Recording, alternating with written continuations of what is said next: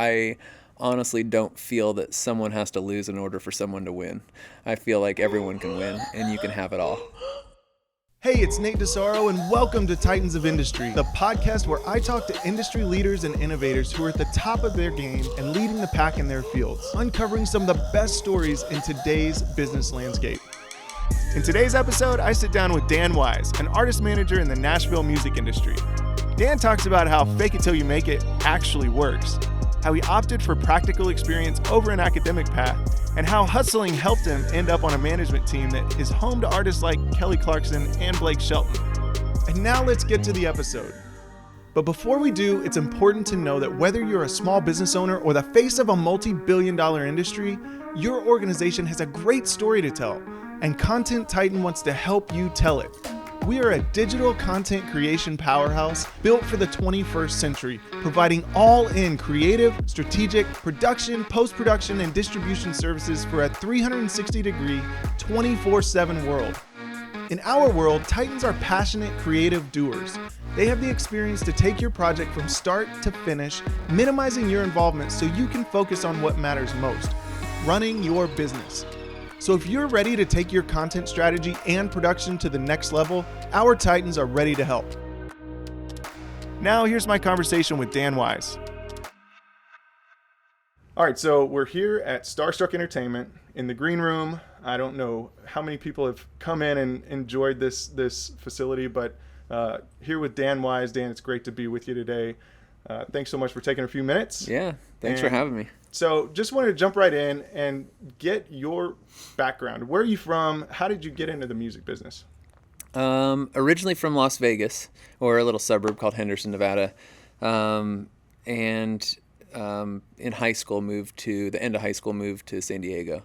So I spent a lot of time there. But music business, I started in high school. I was really excited. So, playing in band in junior high, and I've always wanted to be the leader. So in junior high, playing band, I would go to the teacher and I would say, I want to conduct. And she did. She bought me a baton and a case, and I got to conduct the whole band, right? And so it was always kind of like taking that role of more of a leadership role in music. So when I started playing bass, I realized the creative bass playing wasn't for me, but I wanted to produce. I wanted to be in the studio.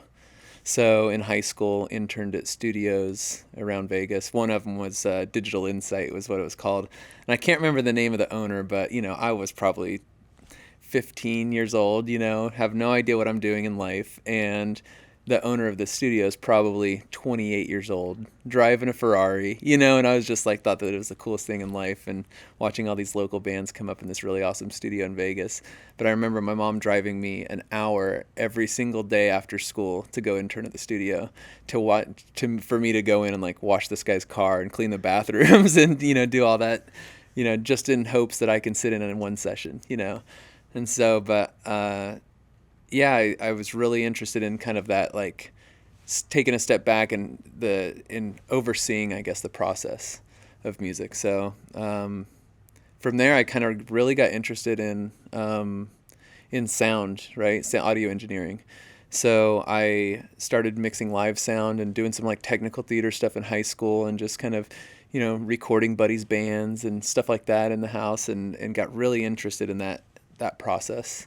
So when I moved to San Diego, I was just looking for any sort of random job, anything that I could find, and there was an audio company hiring to build speakers or something, and I just needed a summer job before the plan was to go to college in San Diego, and this audio company turns out to be one of the largest audio companies in the world as far as live touring production. So at 18, I got this job at this company called Sound Image at Escondido, California, and building speakers, which was horrible. It was the worst because they weren't wooden speakers. They were carbon fiber composite, chemicals, and it was horrible. It was horrible. I mean, it was a really cool company. People were great, but it was horrible. So 3 months in, I just went to the boss and I just said, this isn't what I'm made to do. So if you have another role for me, I'll take it. Otherwise, unfortunately, I'm going to have to walk away.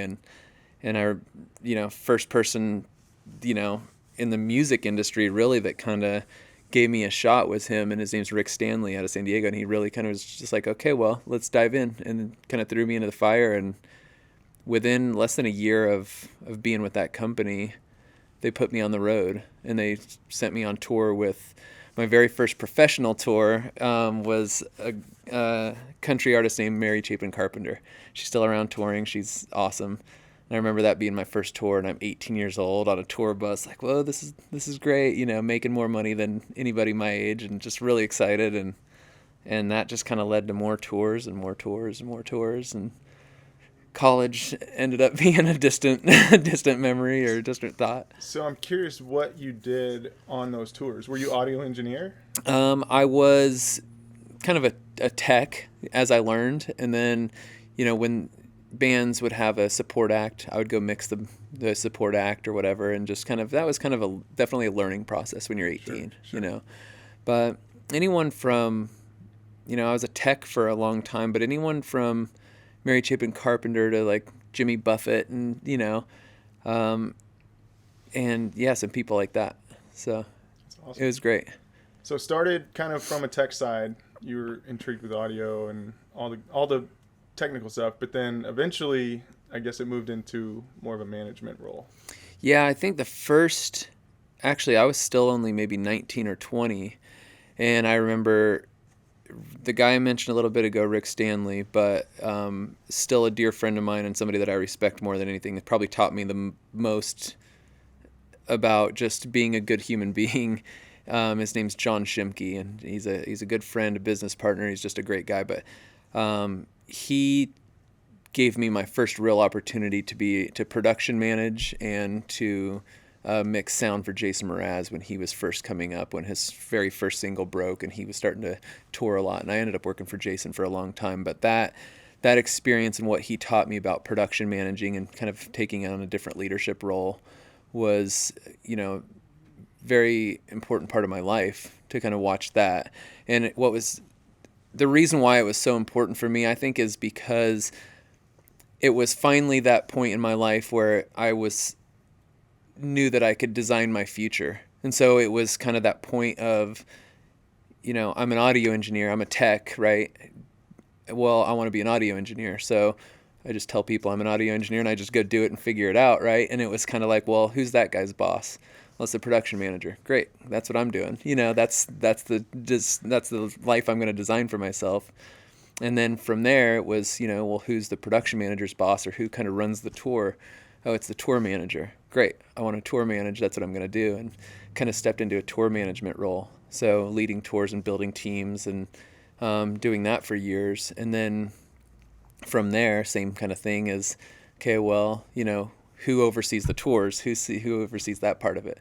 It's the manager, right? And so just kind of stepping into that management role and designing that path for myself. And I think, as silly as it is, designing your life and figuring it out, that's kind of how it all worked. I mean, I literally told people I was a tour manager, and I've never tour managed a day in my life. And they're like, oh, you are? Yeah, of course. Yeah, that's what I do. And you get thrown into it. You create this opportunity, you create this, this person that you want to be, and you just do it, and you're it. And all of a sudden it's like, whoa, I did it. I made it happen. Now what? What's the next? Proverbial fake it till you make it. Yeah. So that's kind of how, that's the, really long story of how I kind of kept going down the management. So were you in San Diego most of that time, or when did you transition to Nashville? Yep, I was in San Diego pretty much that whole time. I moved to Nashville about 9 years ago. There was an artist in town that was just breaking, and they wanted somebody to kind of build that team to help him grow, build the team around him. Brought me in as a tour manager, building his road team, building his band, kind of building the family and the culture around him, a really young kid.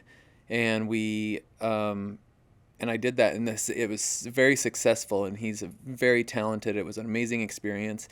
And as it grew so fast, I ended up kind of stepping into more of a management role and just kind of handling day-to-day stuff between tour managing, even some audio engineering, just kind of like everything I needed to do to kind of help grow his career or just help support, where he needed it. So did we get to hear who this first artist was that you managed? First moving here, Yeah. his name was Hunter Hayes, and yeah, he's talented and amazing musician, amazing guy. It was quite a journey with him. We spent 8 years together, and unfortunately, just recently we parted ways. But no, it was an amazing journey. It was a really important time for me too to work with him. Coming into Nashville at that time, something on the rise, something as Nashville's still just kind of growing, and the country music genre is changing a little bit, and it's kind of that moment where country music there's a ton of people moving to town. There's a lot of growth. There's a lot of things happening and changing and moving. So came into town for that, thinking it would just be maybe a temporary solution. I'm not sure, and I never looked back. I never went back to San Diego. Just ended up moving out. Had some friends move all my stuff out from San Diego. I never went back. And it's awesome. The best move I've ever made. It's great. Yeah. Well, and it's safe to assume that when you moved to Nashville just started going nuts. Mm-hmm. Maybe we can attribute your moving here to the town's growth. I don't know. Yeah, totally. It was all me. No, Nashville was I think I stumbled across Nashville right at the beginning of that, when it started going crazy. I remember things like the Gulch, where they tried to build this little area of town. They couldn't. It wasn't working. There wasn't enough buzz yet, and so I remember these condos in the Gulch that they couldn't give them away. They couldn't sell these things because it just wasn't working. And where was I at that time? Yeah, exactly. And now, they're $1 million condos, and it's, right in the heart of downtown, and it's an amazing spot. But, yeah, it's been amazing to watch this town grow and, watch people come here, and yeah, it's pretty magic. So I want to talk a little bit about kind of what artist management is, how it's different from working, specifically for a record label, and then that relationship that comes with artists, because like you said, sometimes it's not a forever thing. What is that like as an artist manager, and kind of the relationship with the artists? Are they normally long-term, short-term, contract-based, relationship-based within the scope of the big picture of an artist touring and recording and all those things? Well, yes, management is definitely relationship based. And, I don't think that there's really a set structure on what management is. Some managers have contracts. Some managers don't. It's a handshake deal. Some managers are very involved. Some managers step back and kind of have some day-to-days, handle it until it gets to a certain level. So some managers, there's some companies that acquire other smaller managers and smaller artists, just to be under their umbrella. There's just so many ways about, how to manage an artist, or who's managing, or what that relationship is. Sometimes you're if you work for a company, you're thrown an artist that, hey, this is your new day-to-day manager, and obviously you build a relationship with those artists. Sometimes it's your childhood best friend that has made it, and now you're with them and you're helping them grow. So I think there's not really a set structure on what that is, but overall, as an artist manager, yeah, it's relationship based, and our job is to guide and counsel an artist based on their vision and where they want to go with their career. So the way I describe a manager, and this is just one way of looking at it, is, I'm holding this LaCroix can for people that can't see, but if an artist is a LaCroix can, and that artist wants to be in every single hand and every person in the world, how do we make that happen? How do we come up with that vision in creative marketing strategies, even from production or recording or producer? What production facility are we going to use? What distribution are we going to use to get that LaCroix into every hand in the world? So it's very similar in the sense of as an artist, they want their music heard by everybody, right? As big as you can possibly get it. And so how do we do that? What producers do we record with? And that's it's a big collaboration, with an artist at that level. You got to collaborate with everybody, right? You got to collaborate with this record label, the band, with everybody. You got to be in sync, I guess, while still kind of following the artist's vision, making sure that we're following that same path. So anything from the recording process, distribution, marketing strategies, once it comes time when music's heard and things are going well, how do we build a tour around it? What's the tour look like? How many dates? What markets are hot? Is it working globally? Do we move into a global market? What do we do there? So I think as a manager, it's just kind of advise and counsel those, making sure that we're in line with the artist's vision and we're making things happen there, I guess. I love If it. that all makes sense. Yeah, absolutely. And kind of in theme of how you sort of designed your career path, from saying, this is what I want to be. I'm going to start telling people on this. Is there a similar kind of mentality that goes into that with managing an artist, as far as if they're currently playing, honky tonks and small bars and they want to start playing theaters, you kind of fake it till you make it? Or is it a very structured kind of streamlined path? Because I know that the game has changed a little bit over the last decade, especially with digital streaming and everything else. Has that impacted the touring and the way that all happens as well? Yeah, it's definitely changed, and it's I think just in general in business, my personal opinion is there's a lot more ways to market a song and a product, I guess, or sticking with music, there's a lot more ways to market it and get it out there, but that means there's a lot more noise to cut through, right? And so I think that, at the end of the day, the best song wins if it's heard by enough people, right? And so, yes, there's a strategy, but at the end of the day, the song's got to connect with fans. And so, but the beauty of today with digital is you can kind of pivot on a dime. You can put a ton of marketing dollars on one song and it goes, but you realize the other song you released on Spotify just to put it out is blowing up. Well, let's pivot and throw some money towards that song and kind of grow that. And, to answer your question, people that want to play arenas, yes, you absolutely have a vision and a path and a plan and goals on how to get it there. But, at the end of the day, the music has to connect. The music really has to connect. Yeah, one of my favorite phrases is the market always wins, right? You can't, especially in the creative world, you can't subjectively make something that you love and then just force it on people. They're never going to see it the same way you do. I just had an experience with somebody creating a great product, but it wasn't what the world loved, and that's okay. You pivot, you move on, and you just keep at it. Yep. I love Chris Stapleton, I think, was talking about, he has written, well over 1,000 songs or some insane number, but he wrote most of them for him, and then he would write songs for other people, but he was like, as an artist, those aren't the songs I want to play. And so for a long time, he fought being an artist, and then eventually, it came to fruition, and he became, a musician of the year, newcomer of the year, yeah, I think. So, it's just interesting how, in this creative world, creative process, the market always wins. Yeah. Period. Yeah.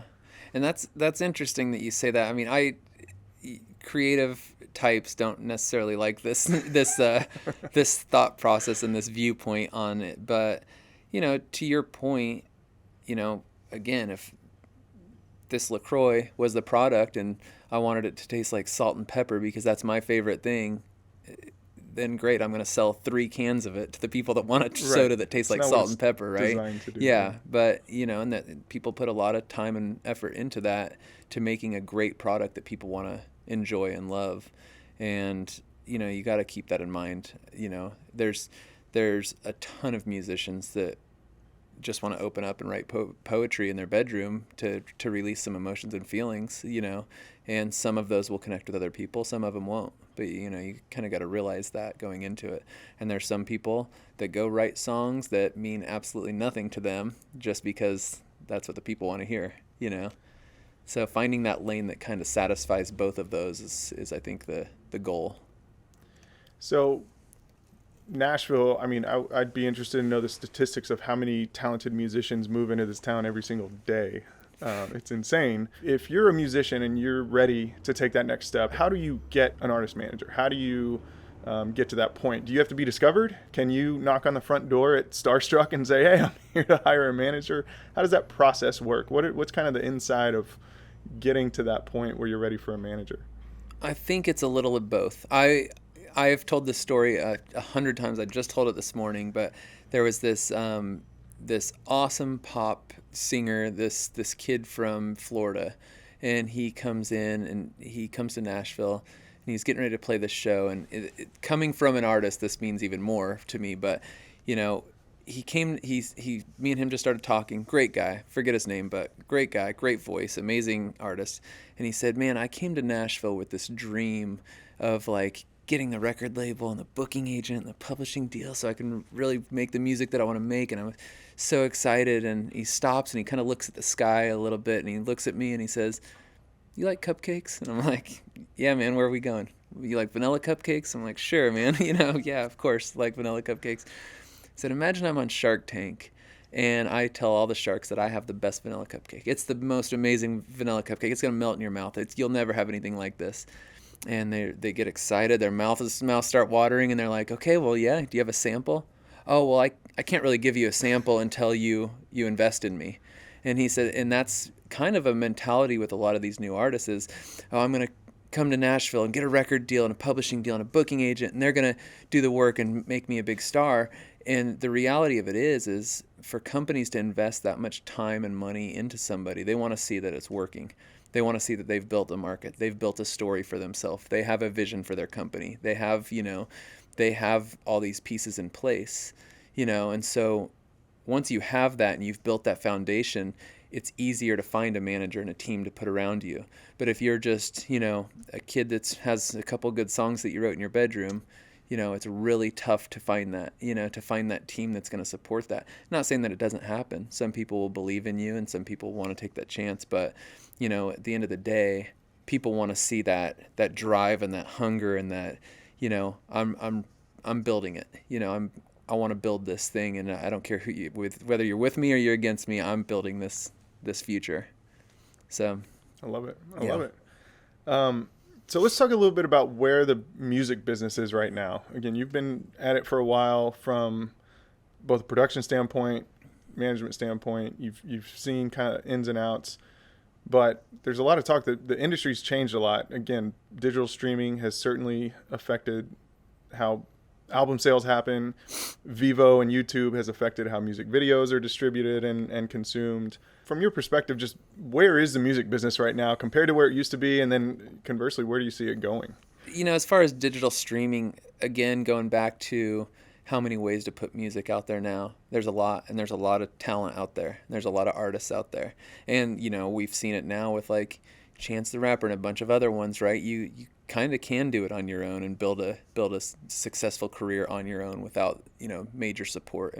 And I think that that's the beauty of the digital age. I think that there's still a lot to be figured out as far as payment goes, royalties, songwriters, and keeping that alive and healthy, so people don't get burnt out. I mean, there's so many people, in this office upstairs, we have probably 20 songwriters upstairs right now, and their job is to write songs. That's their life, that's their career. And when you're not getting paid on that, when you're in there working 40 hours a week writing songs and you might make 20 grand this year, it's really, really tough, And I don't think anyone wants to go to work 40 hours a week and then go network and play shows and do all this for 20 grand a year. And so I think that there's a lot to figure out, and 20 grand a year is an example. Like, don't quote me on that.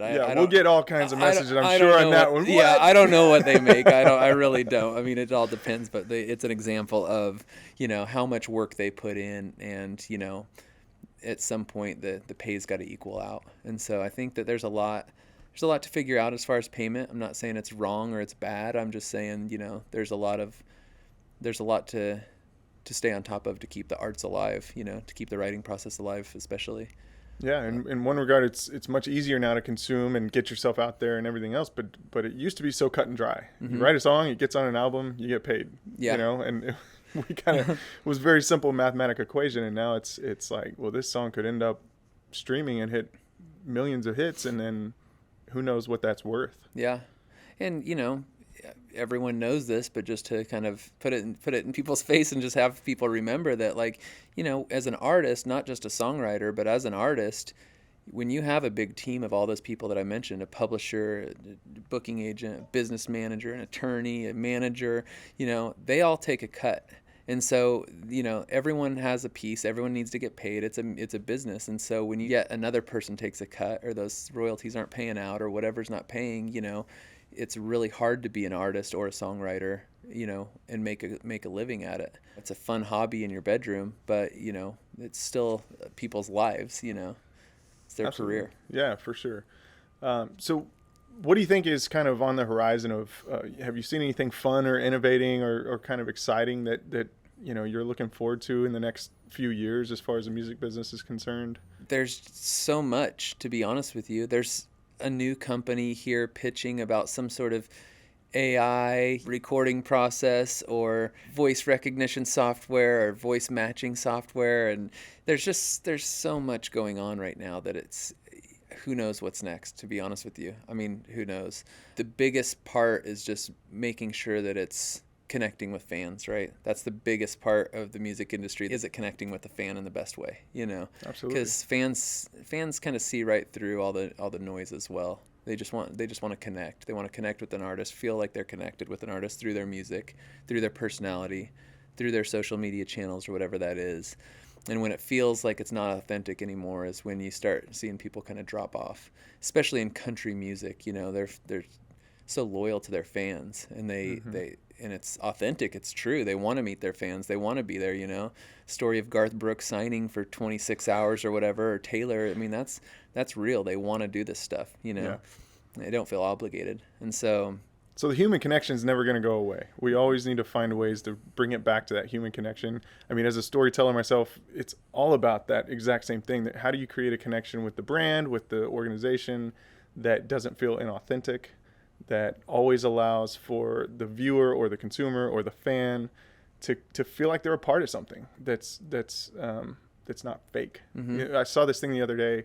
The Dallas Cowboys, and I'm sure other places have done it as well, but they have this big display, I think at the football stadium in Arlington, and I'm probably going to get killed for this in Tennessee, but it's an AI display, and you stand in front of it and you pick like 5 players, your favorite 5. So I'm sure it's always the same 5, and it'll take the environment you're in, and there's a camera, capture that environment, put you back there, and then through kind of augmented reality, it pops those players in around you, and it takes a picture of that environment and gives you the picture. So now it looks like you have a picture with your favorite 5 players.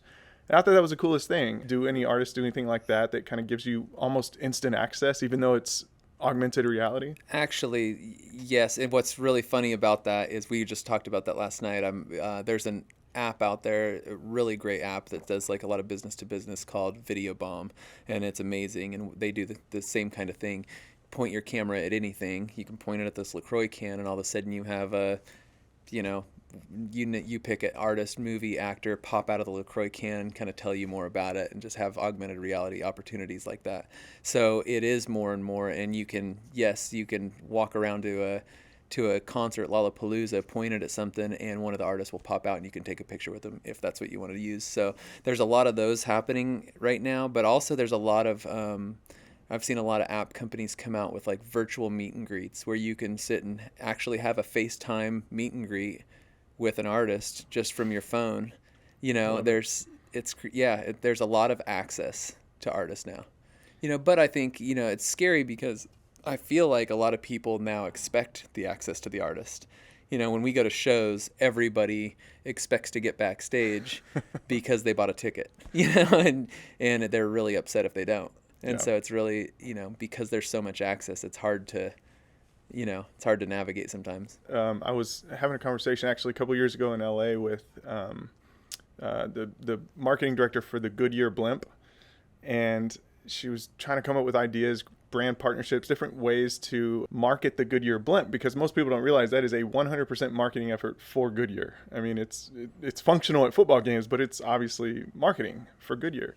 And she's like, we want to find new, innovative ways to market it. And so at the time, somebody had come out with augmented reality where you point your phone at something and it sort of identifies that thing and it transforms it into something else. And so we were talking about, like, what if we go to Lucas Enterprise and turn the Goodyear blimp, you point your phone at it, turns into a ship from Star Wars or something, so all of a sudden you can take pictures of like you saw one of the Star Wars ships flying through the air, but it's really Goodyear blimp and it's branded Goodyear still, but it's, so I think the way augmented reality kind of is making us feel like the word says, reality. But when it has to do with humans, does that get a little scary from an artist manager standpoint where people feel like, hey, I want to take a picture with this person. I kind of have a fake version of it. And I don't know. It just seems like there could be almost a line that people would cross because some fans get crazy. Let's be honest. Yeah. And, I think it's definitely got to be branded as such. And, there's a lot of things you can do with a picture of, somebody that doesn't know they're there, right? You can make some really bad examples and that can circulate the internet. So that can be scary for sure. I think that, there's a lot of things happening where you're using an artist name, likeness, image, voice without them knowing is a very scary thing, Yeah. So if they have a voice or an image or something that is offending fans that they didn't even know they used, you're going the wrong direction, right? So it's very scary, and that's part of our job is to kind of watch all that stuff and make sure that nothing like that gets out. Every picture's accounted for, every interview, is making sure it's in the right hands. Just industry wide, we see things all the time that we call fake news or this or that or the other because everybody now has access to cameras and video and we can post our own content everywhere we go. Do you see a lot of people doing the wrong thing with it? I think that there's a lot of people that just want reaction, especially reaction on the internet. Mm-hmm. I think that there's a giant amount of people, a large amount of people in the world that is looking for the most amount of likes, clicks, these analytics to show that they're popular, and whatever that it takes to get there, they'll do that. Whether it's a goofy meme, whether it's a politically incorrect video, whatever those things are that's going to get a reaction, I feel like that's what's driving people some of the time. Not every artist or entertainer is this way, but a lot of them are great personalities, right? That's part of what I would think makes them who they are and likable and great on stage. Do you have any good, funny stories of any artists that come out that just, that you like being around or that you've seen kind of behind the scenes do things that most people might not know? I don't think I have any specific stories. However, I will say that I think one of my favorite people of all times, and this isn't because he's on our roster at all, but Blake Shelton is exactly what you see is what you get. I mean, he is hilarious. He's got the best personality. He's always a great person to be around. I mean, it's great. Even before I started working here and he's been on our roster, I've toured with him for years. I mean, 10 years ago, it was the first time we started working together. And I mean, he's that way. What you see is exactly what you get. He's just as real as it gets. He just tells it like it is, and you just love him for it. I love Blake, but I wish I had some good stories for you. If I think of some, I'll let you know. It's all good. Yeah, well, that was definitely one of the things I wanted to get to was sort of the artists under y'all's management and kind of who stands out. But of course, Blake, mega star. Have you seen the trends of, now that he's on The Voice and he's not just kind of one of the rotating, he's a staple on a major TV show, the sort of cross-pollination between what they are known for, which is music, and now personality, host, judges, all that kind of stuff. Is that becoming more and more commonplace in the industry where people start to cross over and because I would assume that affects his ability to put out new albums and tour and everything else, but or maybe it doesn't. It definitely affects it in a good way, but the people that shine through on TV, I think it's just a different thing. I mean, they're just like you said, it's personality, right?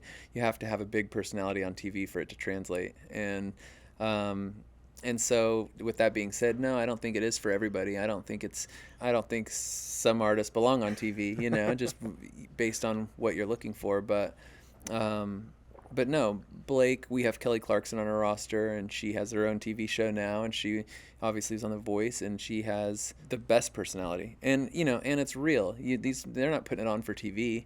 That they're like that off stage. They're like that if they came and hung out with us right now. They just have this great, amazing, infectious personality, and that's why they're amazing on TV.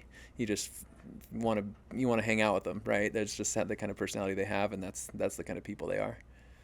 So is that just kind of back to the artist management side of things? Are those contracts, are those career moves still things that fall under you guys as the artist managers to help them make those decisions? Or when it goes outside of the music world, do they kind of make their own decisions or work with other people on that? Or is it just whatever the situation is for that individual artist? No, there's obviously another team of people that are brought into their world once you have TV, maybe different agents, different TV agents versus music agents and things like that. But overall, management kind of is there to help guide the artist, the best moves for them, advise and counsel and making sure that they're on point and looking out for the artist's best interest. Obviously, whether it's a record label or TV or agency or whatever, everyone has their own agenda. And I'm not saying that's bad, but everyone has their own agenda.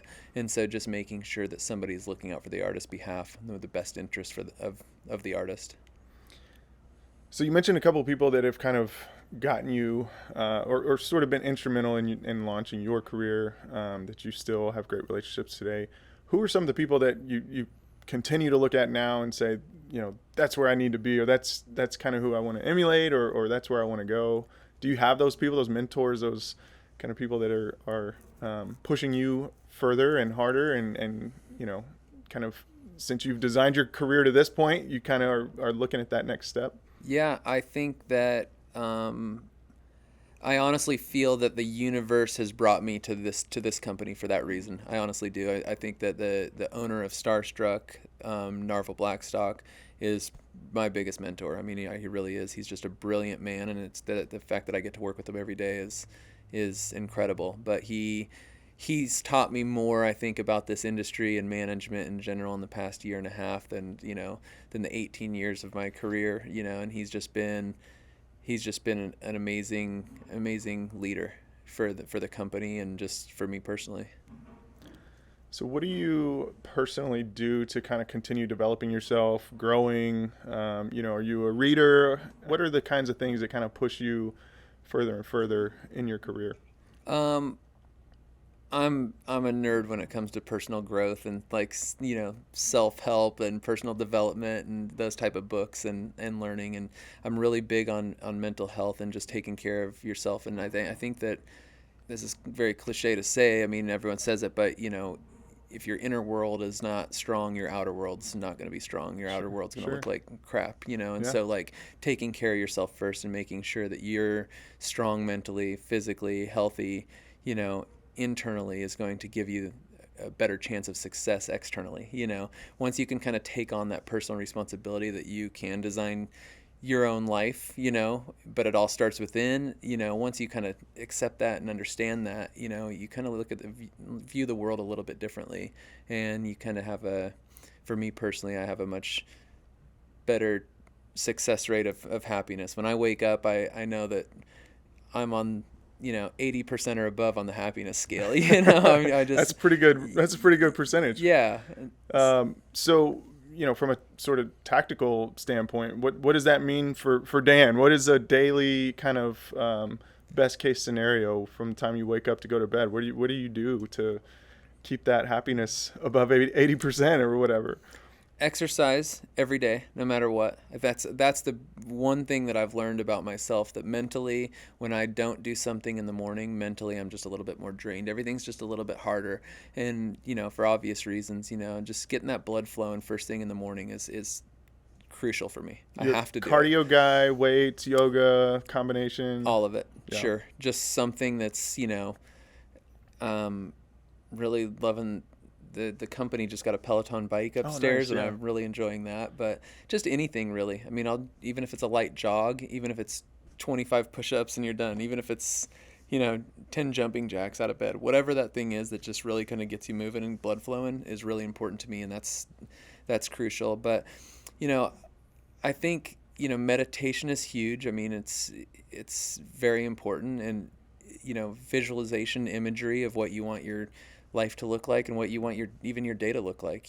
Taking that few minutes to just kind of view what this outcome is. A buddy of mine sent me a video of the Blue Angels and how they do this imagery and this chair flying, and they walk through their whole process sitting in a conference room table before they even jump in the plane. I mean, from the time they close the cockpit, window or whatever, till the time they're back on the ground, they talk through and visualize the whole process. And, athletes do it. It's very important. All these mental skills coaches and, the mental skills team on every sports team has them, and they do the same thing. The visualization, the imagery, the staying present, versus getting in your head about what went wrong in the past, worried about what's going to be in the future. That's not going to serve you well. You're not going to be on your best level, your highest level of performance if you're worried about those things. Yeah, you can get me geeking out over the Blue Angels, the Thunderbirds, those guys. I love to watch all their behind the scenes. If you follow them on Instagram, they post some really cool stuff. But you're exactly right. I think the mental preparation that goes into any, especially, at that level, there is no margin for error. Mm-hmm. But if you translate that down, why would you not do that for any important decision you have to make in life? Mm-hmm. Whether that's designing your career, if you have a big meeting that day, visualize the outcome and play to that. Like if you've already visualized it, you can make it happen. Yeah. But I think that's such a simple, tactical thing that most people don't even contemplate. Yeah. Well, I think sometimes it's really hard to look in the mirror and understand that you have the power. It's easy to blame everything else around you Absolutely. it's really easy. And it's really hard to sit and ask yourself what you want and where you want your life to be. And it doesn't have to be that big right away, I don't feel. You don't have to sit down and write a book about what you want your life to be right now. But if you can take those 10, 15 minutes and really just kind of like calm down, be present, understand that you have control of your situation for the day. I think that's why it's so important for me to wake up and work out, is because I don't feel like it. I wake up every morning at 5 a.m., whether I want to or not, just to kind of put me in this position of like, no, I control what I want to do in life. This is for me. Then this is what I have to do to make me a better person. Any other daily routines, tactics, kind of, are you a pretty healthy eater, or do you just kind of eat what comes along? I try to be, but I slip quite a bit. I always make a breakfast. Always make a big breakfast. Really healthy, just peppers, eggs, that kind of thing. Maybe turkey bacon or something like that. But I always make breakfast. Me and my girlfriend, she works out with me every morning, and she didn't realize what she's getting into, but she gets up and supports me, and we work out together every morning and do something active, and we have a nice breakfast. And we have a good routine just on a relationship level. Is we've only been together maybe 10 months now, I guess, or maybe a little bit longer, but we when we got together, we just talked about how we're in love, this is really great, and let's set ourselves up for success. Let's not leave anything unsaid. Let's make sure that we're having a good, healthy communication. And we downloaded this app that a buddy told me about called Lasting, and it's like a marriage counseling app. And you kind of there's different lessons that you can learn based on your profile that you picked, and every day there's a daily reflection. And so when we eat breakfast every single morning, we pull open the daily reflection, and it gives us like some things to talk about and some things to understand better about each other. So that leads into a little conversation to kind of get to know each other a little bit more, and really like create a safe place for us to communicate and to talk to each other and feel like, okay, sometimes when there's things that are hard, it's okay. It's okay to sit there and talk about it, and so we've kind of created a really great system for us to be able to just like openly communicate about anything and feel that it's safe to talk about. So nothing, there's no resentment 5 years later of something that was left unsaid, That's awesome. So yeah, we do that every morning or 5 days a week. Weekends, typically we, have other stuff going on, but every 5 days a week we do that. Very cool. Yeah. So I think that's important to me as well, is just understanding. I think I read a book called Crucial Conversations that somebody turned me on to, and I think that was really big on helping me understand how to communicate to people and how to have those deeper conversations and realize that it's okay, that it's okay to start talking and have something a little bit deeper. So absolutely. Yeah. So I want to run into, speaking of books, a couple of kind of quick hit questions. First thing that comes to mind, starting with the best or latest book you've read. I'm in the middle of a book called Pitch Anything, and I don't know if you've read it, but it's just about closing deals and pitching, and I'm only into chapter 2, but it's an interesting read. Definitely the psychology behind pitching and making deals happen. Very cool. Yeah. I'll have to check that one out for sure. Best piece of advice you've ever given or received? Received is a guy that I mentioned in this conversation, John Shimke, Rasta John. He has big dreads, down to his ankles, and he's always told me, though, when we started touring together when I was 18, is to thank everybody and be thankful for everybody, because you never know when that person's going to be back in your life, and you never know. And so anyone from stagehands helping loading in concerts to you being here, I'm very grateful for those people, and I think that's the best advice I've ever been given. That's good. If you were to write a book, what would the title be? Oh boy. Or I like this one. I borrowed this one from Tim Ferriss. But if you had a billboard and it could have one simple message on it, what would that message be? That's a tough question. It's kind of tough on the spot. What would yours be? Well, if I were to write a book, yeah, and this involves a little bit of explanation, it would be called The Problem with Freedom. Okay. Kind of intriguing title, yeah, right? Yeah. So the idea there has nothing to do with patriotic freedom, yeah. Nothing to do with our country's freedom. It has everything to do with individual freedom. Uh-huh. The more decisions we have in life, the harder it is to make a good decision. So the more freedom we have, the more kind of clammed up we get. We don't want to make a decision because we have so many options. So when it comes to things like personal finances, if you have a hard time saving money, take the decision making away and automate moving money into your bank account that you want to save, so that you don't have to make that decision anymore. Since we have freedom to spend money, we spend it all and we don't save enough. So take away the freedoms that are disabling you to live the life you want to live, and create routines and practices that aren't decision making. Wake up every morning at 5 o'clock. Don't give yourself the ability to think the night before, what time should I get up tomorrow? Because you're always going to sleep 15 minutes longer, 30 minutes longer, an hour longer. If you say, I'll work out tomorrow, or whatever, you're going to work out 3 days a week, then work out 3 days a week. Don't make it a decision, make it a thing you actually do. Yeah. And so the idea of the book would be, the problem with freedom is that when we have too many freedoms, we're paralyzed and we don't move forward. That's very true. I've been there in my life. Yeah, I think we all have. So that's my book. I think my billboard would say, make it extraordinary. Whatever that is, whatever you want to make extraordinary, make it the best. I feel like that's because you can. And I think that, to your point, as we're talking about it, I think that you can design anything you want, right? You can be whatever you want, and it can be as amazing as you want it to be. I have this really interesting view on life that I don't know if a lot of people have, but I honestly don't feel that someone has to lose in order for someone to win. I feel like everyone can win, and you can have it all. You can have all the happiness, you can have everything you want. And so, I think that I went through a period of my life where I felt like, oh, well, things are great now, which means they're going to be really crappy later.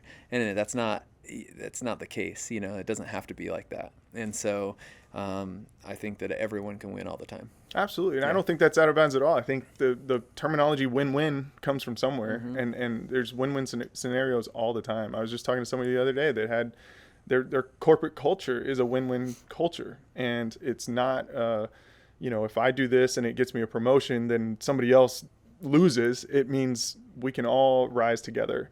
And a lot of times we want to have that win-lose scenario in life.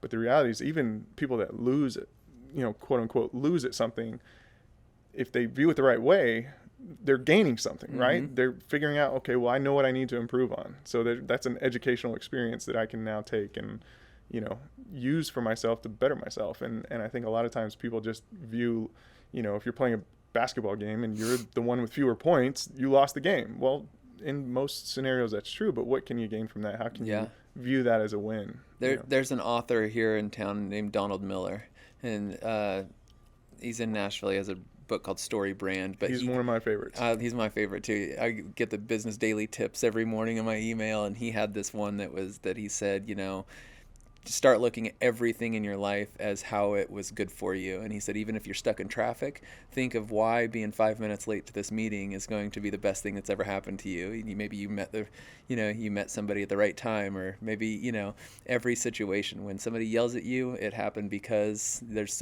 what good can you find out of every single situation in your life? And I try to do that every day, so. And to me, that goes back to the idea of the problem with freedom. We know we have the option to think of it positively or negatively. What if you thought of everything as a positive scenario? Mm-hmm. You take away the opportunity or the option of thinking of something negatively, period. If you just said everything I hear, receive, think about, there's a positive spin on it, then all of a sudden you see the world a different way. Yeah. Agreed. And I'm preaching to myself here because I'm not great at it. No, I'm with you. And it takes practice. No one's great at it. I mean, no one's perfect at it. But if you make it a habit, like you wake up and you do these things because it makes you feel better. And you make it a habit to see the positive in certain situations, and you make it a habit to eat healthier, and you make it a habit to make better connections and to talk to your wife or spouse or husband or whatever every single day and open up. You make it a habit to do these things because it makes you happier, Yeah. It's really easy to lose the habit and fall out of it, but if you create it and keep going and you're focused on that mission, that you're creating your happiness, Yeah, absolutely. Yeah. And I'm glad you brought up Don Miller because he is one of my favorites. He's doing a great job with his brand, with his conferences, with his content that he's putting out there. Couple of my other favorites, one of them here in Nashville, Jeremy Cowart. You familiar with Jeremy? I don't know if He's I in am. Franklin. He's a photographer. He's currently far along in the process of building a new hotel downtown called the Purpose Hotel. Have you heard of that? Yes, I have actually. I've met him. Okay. He did some Super stuff great for guy. CMA Fest maybe 2 years ago. Okay. CMA Foundation. So Jeremy's fantastic. He has a book that came out a while ago called I'm Possible. Play off of impossible, the idea that you can do anything you want to do. If because he's one of those that he wasn't great in school, and people said he'll never make a living as a creative and all. And now he's like one of the most successful celebrity and entertainment photographers out there, building a hotel. He's not a hotelier, but he's become one, because he said he can do it, and he's a super creative guy. And then another guy that I love to read his stuff and pay attention to his content is Chase Jarvis. I don't know Chase either. He was a photographer for years and still is, but started a brand called Creative Live. That's online content for creatives. If you're trying to learn certain skills, all anything in the creative industry, including business and entrepreneurship for creatives. But he just released a book called Creative Calling. The idea that everybody is creative. You just have to unleash it and kind of put it out there, and that the second you say you're not creative, then you're not creative. Yeah. But the second you say you are, you are. So anyway, just an aside, some of I my love favorites. That. Thank you for that. That's great. All right, so last thing, favorite artist. You got to have somebody that stands out. Favorite artist, musician? This is crazy, but probably Jay-Z. Nice. Oh, that's good. I love Jay-Z so much. I love I don't know. I'm kind of all over the map. I'll create a playlist when I get to work. As soon as I sit down, I'll open up Spotify and I'll just kind of like drop songs into a queue, whatever I'm feeling that day, and it'll take me on a journey throughout my work day, and I'll be done with it. So, but I'm all over the place. Where the other day was maybe 70s funk or Bill Withers or something, and then yesterday was 80s. It was anyone from Mr. to it was all over the place. That's so awesome. But yeah, I'm all over the map. Hip hop, indie rock, pop, I'm all over the place. That's so good. Yeah. You should share those and let the world experience a day in the life of Dan's music taste. Oh boy. Well, Dan, this has been a pleasure. I really appreciate you taking the time. Yeah. This was a lot of fun. Yeah, thank you so much. Appreciate it. If you liked this episode of Titans of Industry, head to contenttitan.co/podcast for more episodes, or subscribe on your favorite podcasting app. Thanks for listening.